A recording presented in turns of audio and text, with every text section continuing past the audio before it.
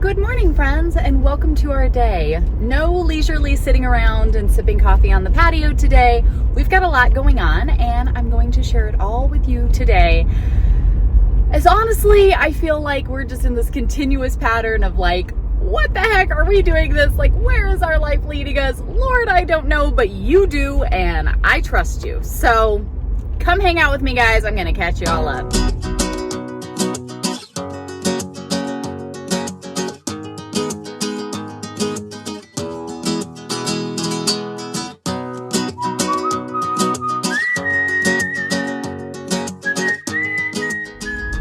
You all have had a wonderful week. We've had a great week. It was first week of Biblical Womanhood. If you guys haven't joined us for that study yet, you're going to have to check out those links down in the description because it's the best time ever, and you ladies are amazing. We've had such a great response to this year's study, and I look forward to seeing y'all's comments on the video and getting to chat with you guys and lift you up in prayer. It's just super exciting. So that has been great this week.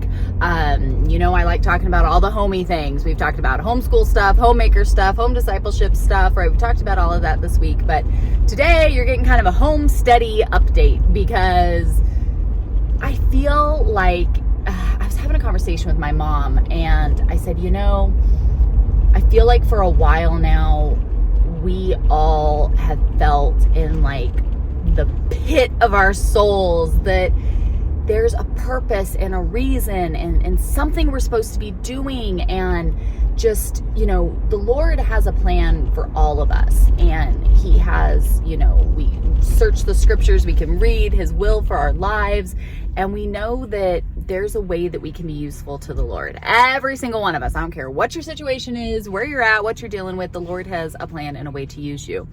And I feel like there have been a lot of ways that we for a long time have felt like, I think this is a thing. I think we should do this. I think this is important.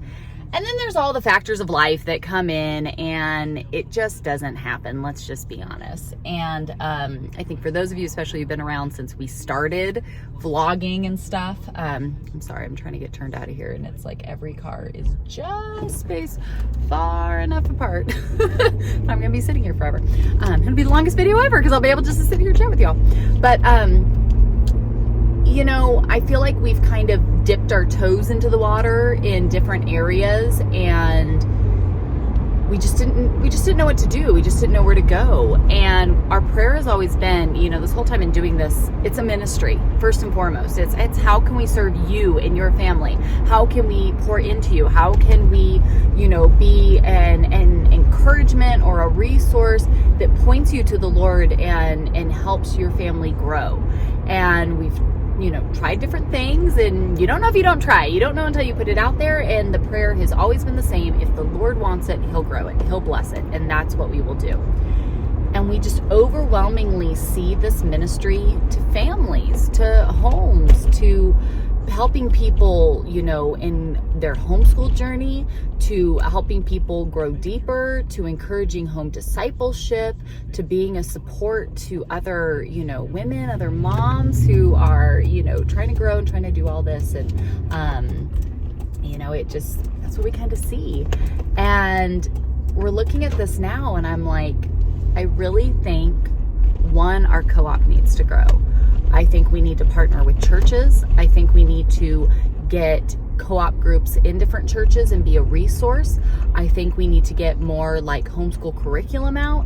I think we need to get the Bible curriculum finished. I think we need to offer pre-recorded classes and certificate programs, and maybe, Lord willing, one day a physical space that people can gather at. I think that is all in the cards, and I would absolutely love y'all's prayers, ideas. If you want to get involved, if you want to connect, your local homeschool group or your church with what we're doing, like, leave me a comment, send me an email, heavenlymindedhomeschool@gmail.com. Like, reach out, because I think that's what's needed, because I see how these amazing teachers that love the Lord, that we're adding on these classes we have going. If you guys haven't checked it out yet, you can come and join us. We're talking about conferences and just different things, and it's amazing to see just all of that and see the Lord at work. There's so much going on there that's just been amazing, like genuinely amazing. And I can't wait to see what happens next, honestly. So that's one part of it. And we're looking at, adding these classes. My husband's going to start teaching Bible classes regularly for the kids. Like, I don't know. It's so cool. But then we're going, okay, we had this idea to start the flower farm, which was our original idea when we moved onto this property 9 years ago. Finally starting, okay? You guys can follow us on Lilac and Vine Orchards. It's going great. We've got so much stuff in the ground, whatever. Well, we were already late to the game getting stuff in the ground, and we knew that. But I was like, hey, if we don't start, we're just never gonna start. Let's just do it, right? This year can be a learning year. Let's just try it. Gotta do something. And now that we've got some stuff in the ground, we're kind of just waiting. I'm planting more sunflowers each week. You just keep planting stuff each week. So we've been kind of spacing stuff out. And now it was like, well, now we need to figure out like where we would sell said flowers. Cause I'm planting thousands of flowers. Where are we going to sell them? That's kind of a key ingredient. So I started working on that. So this past week, the girls and I went and checked out our local farmer's market. Do you know that I've never been to a farmer's market? Never been. It's one of those things that I always wanted to. I wanted to be like a farmer's market person. But we used to do so many weddings that when farmer's markets are open, like that's event time. Like it was never anything. And then the thought to spend like a Tuesday evening driving down into like Charlotte has a huge farmer's market. But to drive down into the city on like our first day off after working a huge event weekend, because it was like Tuesday, I was like, oh, no, thank you. I've even done like farmer's market themed photo shoots, like wedding photo shoots. And I think that's kind of funny considering I've never been to a farmer's market. Anyways, finally got to go to a farmer's market, our little one here in town. And it was just so sweet. I went with the girls and we were like, let's just go check it out. Our town is booming. It's crazy. There's so many people, so much is growing up. Like, I would like to live out in the middle of nowhere, but it is a sweet little town and they're doing so much to build it up, and it is quite cool.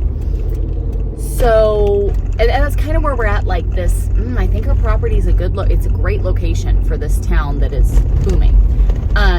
We go to check out this farmer's market. It's still pretty small, but they are working hard. And I'm sorry, this is like so bumpy all over the place. They are working hard to build it up. Like they're putting a lot into it.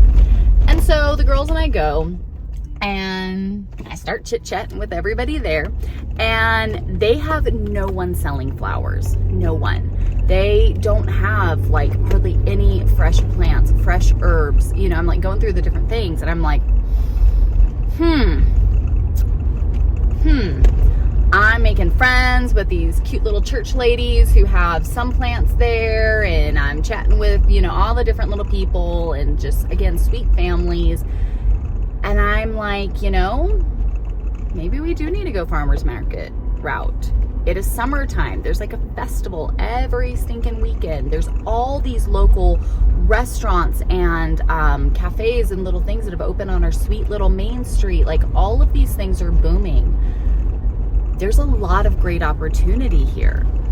And then, of course, there's like this big dream idea of having, kind of building out our property to be just a lovely space of fresh picked flowers, a gathering space, conference space, like church retreat, all these different things. And it's like, man, we got to figure some of this stuff out. So we're really talking about this. I'm reaching out to different people, looking at where we can sell this stuff. My mom has an actual sunflower festival that happens in her town coming up in July. We're planting loads and loads of sunflowers, so we're like looking at all of these things of like, what should we do? And it's exciting. It's exciting to reach out prayerfully and go, okay, what do we do? How do I go about selling all these plant starts that I have?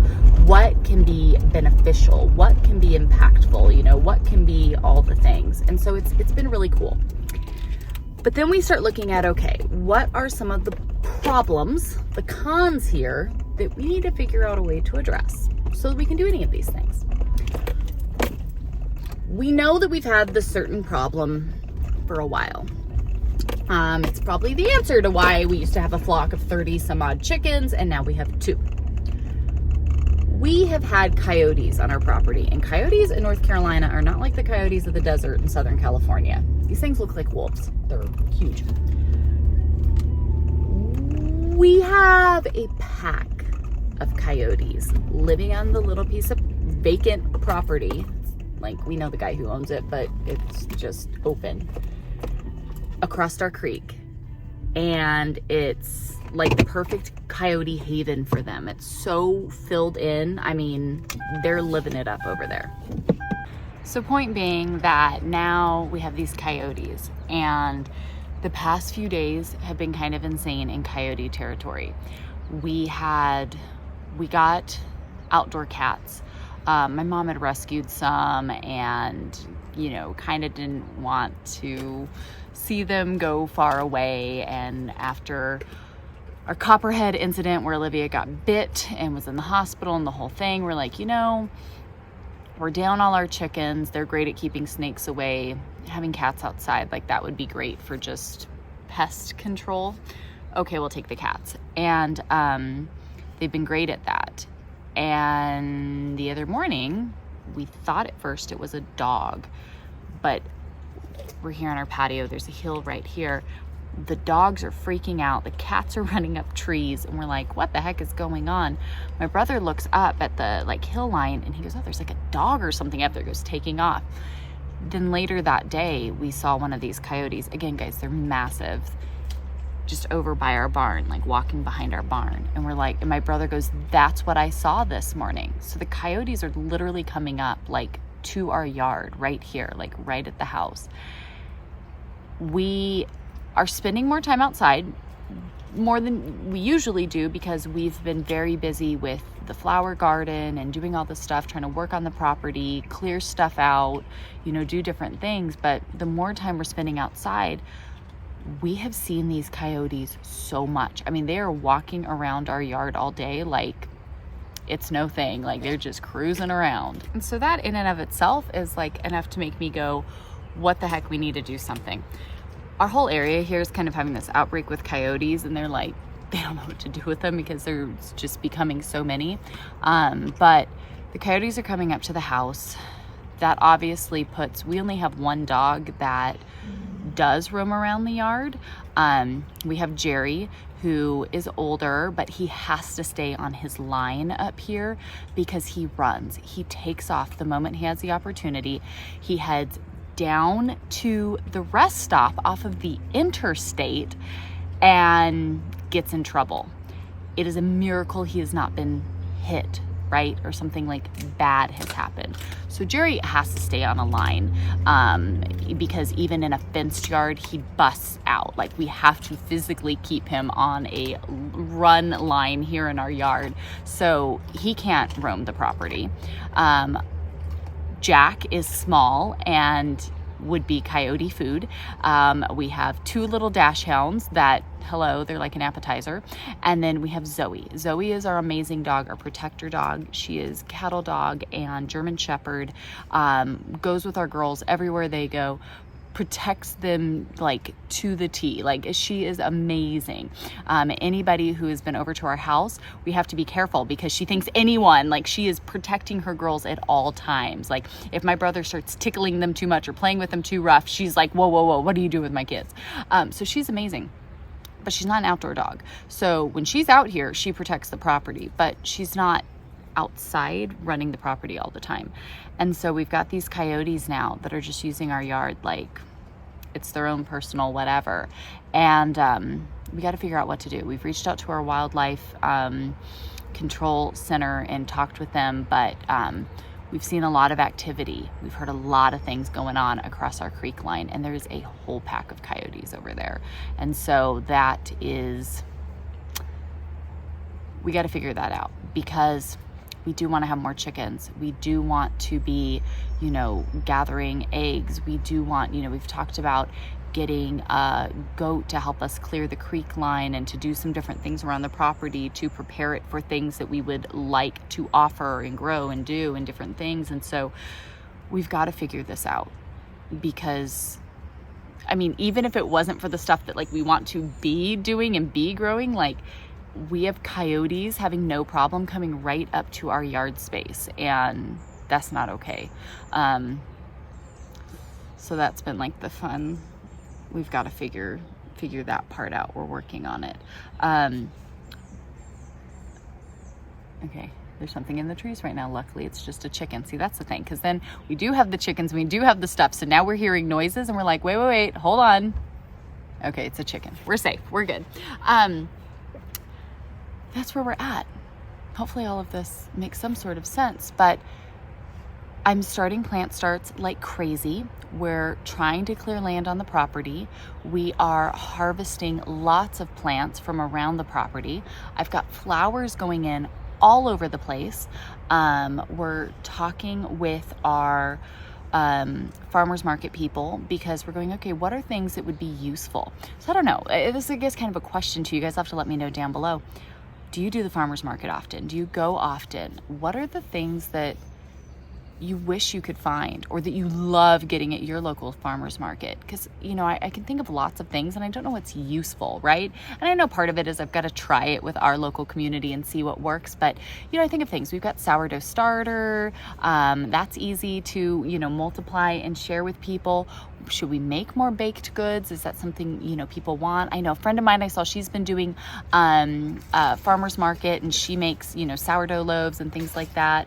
And then thinking realistically how much we could do. My girls love the idea of being able to bake stuff and sell it. I have lots of herbs. I have lots of, you know, we could do fresh and dried. We're planting eucalyptus. I think there's lots of different things. We have lots of like landscape plants. So it's just kind of figuring out, like, I feel like the Lord has given us a bounty of stuff here on the property. Like, there's so much. And for us, it's just a lot of work to try to keep up. But if we were able to take it and put it in, you know, something that we can transport it in, right? Putting things in pots and things like that, and let it go and serve a purpose where it could be a blessing and a use to someone else and be a little bit of income for us. I just feel like when we look around, there's a lot of bounty and a lot of resources kind of just all around us. And now it's like, okay, how do we turn that into a blessing, a service, something? Like, how do we do that? I'm propagating these roses, you know, we've got like all these little things going all around. And I feel like we're talking about a lot of amazing things that can like go to be something, and that's awesome. But it's just the time and the process, you know, to get to all of that. So just praying through all of it, but then at the same time going, okay, there's things we can be doing here to like help ourselves along and get this going. But if we're having to battle coyotes all the time and keep them from like eating our own pets and being way too close to comfort to our own children and our own home, we've got to figure that out before we can even think about doing some of these other things to like grow and do more and all of that. So, didn't think I'd be battling coyotes this week, and that's where we've been for pretty much most of it. So on our roster here of Homesteady, what we're working on, what's going on, I think, thinking out loud here, sure, there's like the grand ideas of things, but I feel like realistically the right now of what do we do is we keep planting flowers, right? That's little investments that we should see paying off throughout the summer. We keep planting flowers. I keep starting new plants. I feel like that's something I was talking to our family about, and I'm like, I have so many seeds. They're so easy to get. It's just taking a little bit of time and putting that little bit of like care into it that is a benefit, right? Like, it's always nicer to go and just get a plant that's already there versus, you know, having to seed, having to, you know, do the whole thing. And so I said, you know, let's set up a space here in the courtyard that's protected but gets good light and all of that, and let's keep starting plants, just getting starts going, right? You don't have them, and come on, let's be honest, I will use them if nobody buys them, right? They will not go to waste. Let's get some flowers in the ground. Let's get some plants started. Let's keep working through the property and pulling up stuff, getting it put in pots, things that can be useful, things that are native to our area, that grow well here, that do well here, that people could use for their own landscaping, for their own properties. Let's keep getting stuff like that pulled up. Our thing is that we have so much, we're gonna have to work in like little areas at a time because we've got little teeny tiny sprouts and we've already got like pretty well established things that we can pull up and get good root balls on. So let's keep doing that. And then let's figure out what we need to do to protect and prepare the property in a way that can move on to the bigger things. We've got to figure out this coyote issue. We have to, like, again, even for our own family, like we got to figure out this whole coyote thing. I would love to get more chickens. I would love to even be able to raise chickens. I know so many people, they don't want to deal with like the small chick phase and you got to get them, you know, like you want to be able just to have a chicken that's going to be laying eggs and maybe is a little more established. You're not in that like little itsy bitsy. They're so cute when they're little itsy bitsy chicks, but they also can die easily. And you know, you've got a lot of little things you have to deal with. Our family loves raising them, so maybe we could be doing more of that. And if we take care of the coyote problem and get that figured out, we know that, you know, we can take care of that. Our family has that part down, but that can be a service and something that we offer. Talking with them and figuring out what the rules and regulations are. Maybe the girls can start doing some baking, or we can do some sourdough starts that we can sell, or, you know, things like that. Just looking at these different aspects, really ramping up an herb garden that we can have potted herbs and fresh herbs that people can purchase to use. There's nothing like cooking with fresh herbs. I mean, nothing like it. You have to have that. And so just looking at these different things of like, okay, what do we have right now? And what can we be kind of investing in by way of, you know, planting these starts, maybe getting some baby chicks, you know, kind of doing these different things that can go and yes, be an income for our family to allow us to keep serving in ministry and keep doing the things that we're so passionate about. I want to be focused on the co-op. I want to be focused on all of these things because I believe in them. So what are things that we can kind of spend some time working on, but also prepare the property in a way that these things can be going, right? The farm can be productive, the homestead can be doing its thing, and we can go to market and, you know, sell our goods and let it go and be a blessing to the community. Because I think the truth is that people do want these things. We want healthy foods, we want fresh foods, we want to raise chickens, right? Like we want to do a lot of these things that we want to have, you know, pretty flowers and nice plants, but it's so great to be able to do that in a way that supports our local economy, supports our local families and our communities, and just that ability of outreach to connect with others and share our love for Christ in all that we do is such just an amazing thing. And so I think just that change in mindset of going, did you hear that? It's the joy of being a little close to a road that's getting a lot busier as you get to hear fun things. But that's that joy of just that changing that mindset and going, okay, there is bounty all around us. How do we harness that? How do we use that, right? How do we put stuff in the ground and let the Lord's, you know, nature and creation do what it does, and yet turn that into something that can be helpful to us and helpful to someone else in fulfilling that need. And so I think it's exciting. Got to figure out the coyote part, because that part has just been, it's been a little scary because standing right here and looking down over to our barn, we see them wandering through the yard and they kind of look at us and we're like, yeah, we see you. We went down to the creek line and saw the size of these paw prints and went, ooh, okay, this is what we're up against.